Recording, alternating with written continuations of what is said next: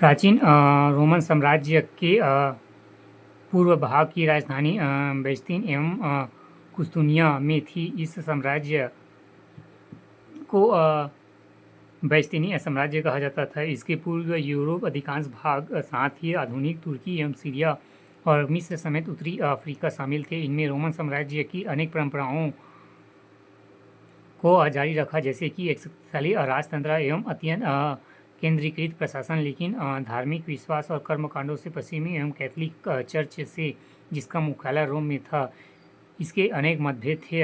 पूर्व में चर्च को यूनानी ऑर्थोडॉक्स चर्च कहा जाता था, रूस में यूनानी ऑर्थोडॉक्स चर्च में, और बैस्तीनी शासकों के प्रयासों के कारण ही रूस में यूनानी ऑर्थोडॉक्स चर्च एवं बैस्तीनी शासकों के प्रयासों के कारण ही ईसाइयत को अपनाया एवं बैस्तीनी साम्राज्य एक विशाल और फलता फूलता साम्राज्य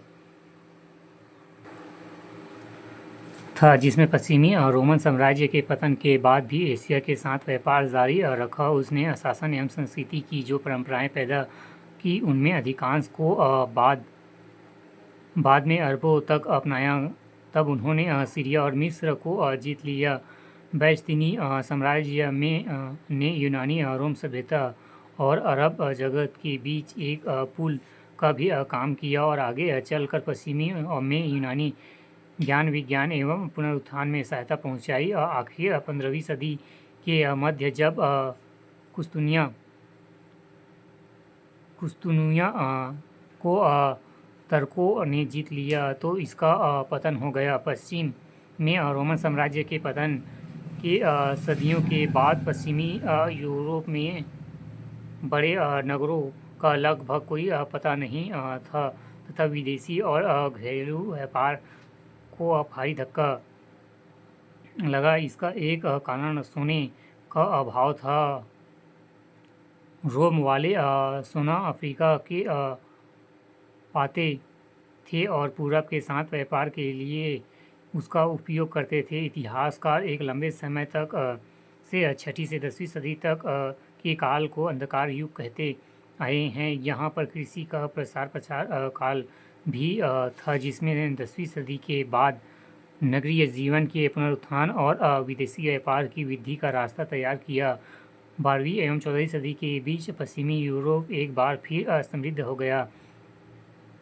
विज्ञान और प्रौद्योगिकी की वृद्धि, नगरों का प्रसार तथा इटली के पादुआ और मिलान जैसे कि अनेक नगरों एवं विश्वविद्यालयों की स्थापना इस काल की उल्लेखनीय विशेषताएं थी। इन विश्वविद्यालय ने उन नए ज्ञान विज्ञान और नए विचारों का विकास में महत्वपूर्ण भूमिका निभाई, जिन्होंने धीरे धीरे पुनर्जागरण को एक नए यूरोप को जन्म दिया।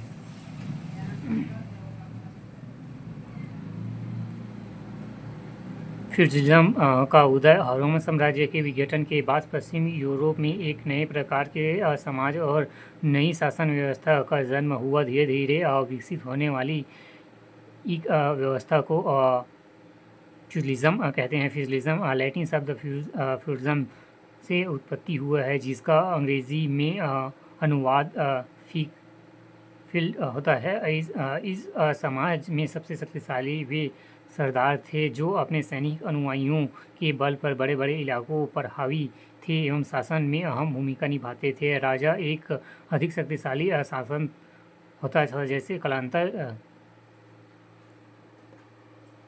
कालांतर में राजतंत्र एवं मजबूत हुई और सरदारों की शक्ति पर अंकुश लगाने का प्रयत्न किया गया, जो बराबर आपस में लड़ते रहते थे, जिससे सामाजिक अराजकता की स्थिति पैदा होती थी। इसमें नियंत्रण लड़ने का एक ढंग यह था कि राजा सरदारों को अपना वेसेल अधीनस्थ बनाकर उनसे उनके प्रति निष्ठा का शपथ लेता था और बदले में उनके कब्जे इलाकों को उनके फीका के रूप में मान्यता देता था। फिर ये सरदार अपने वेलेस नियुक्त करते थे।